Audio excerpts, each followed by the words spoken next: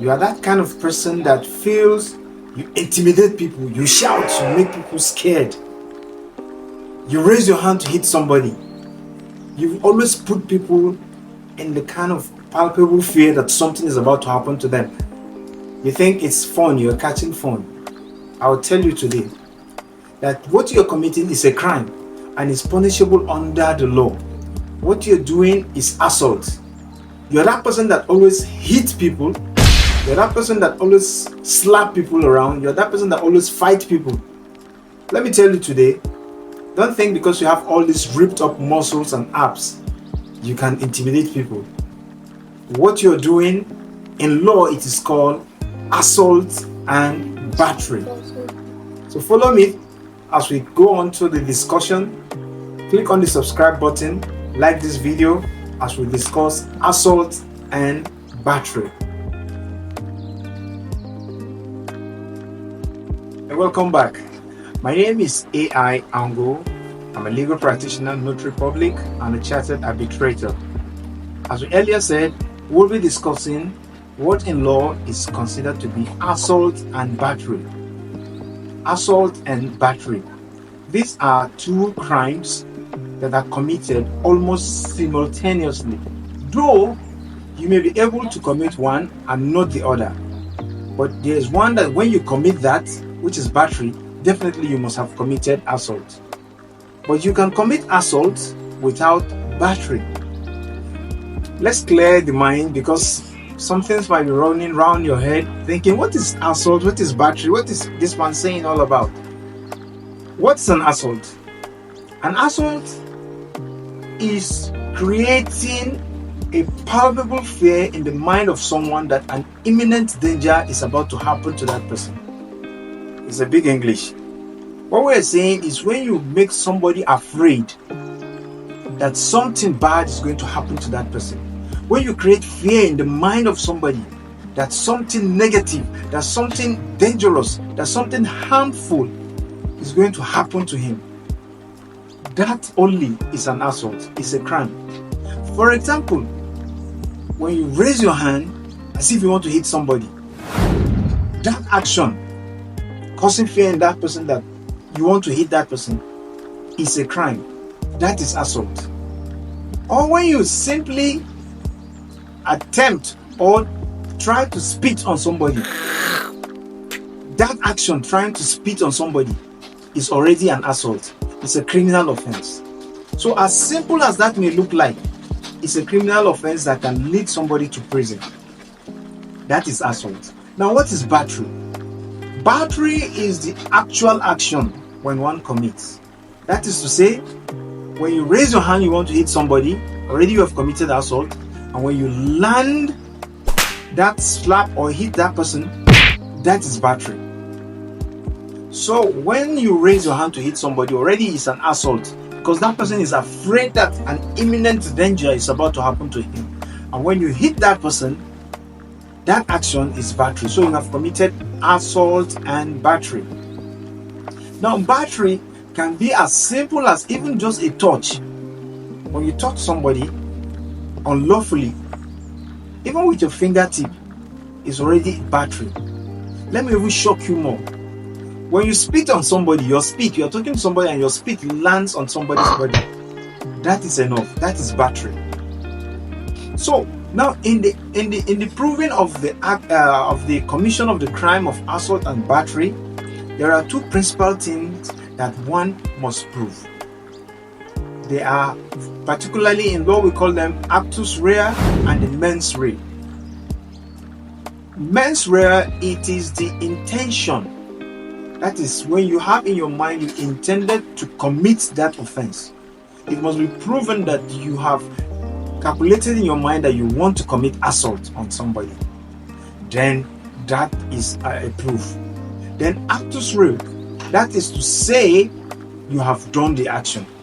So for assault and battery to be substantiated, to be proven in court, there must be the actus rea and the mens rea. We must prove these two together. That yes, the person intended, has the mind, has calculated in his mind, has prepared in his mind that he will attack this person, he will hit this person, and then he committed the assault by raising up his hand, and then battery by hitting the person. Let me even show you some aspect of it. In assault, when you point a gun at somebody, already you have committed assault, because that person will have fear that you're about to shoot him. It doesn't matter even if the gun is not loaded, because already the person, the victim, must have already had that fear in his mind that you're about to take his life. So that fear that you have created in that mind, pointing an empty gun to that person unknown to him, then definitely you have committed assault already. So you should be very careful on things you do. You raise a stick, you want to hit somebody, or you raise a stick trying to pretend as if you're hitting somebody, and that person becomes afraid, you have already committed assault. So don't take things for granted. Don't think it's just a joke. Law doesn't know joke. In as much as you have already committed an offense, you cannot have a defense that I was only joking, I never intended to attack that person. Law doesn't see that. The eyes of the law is blindfolded. It doesn't show favor, it doesn't show unreasonableness.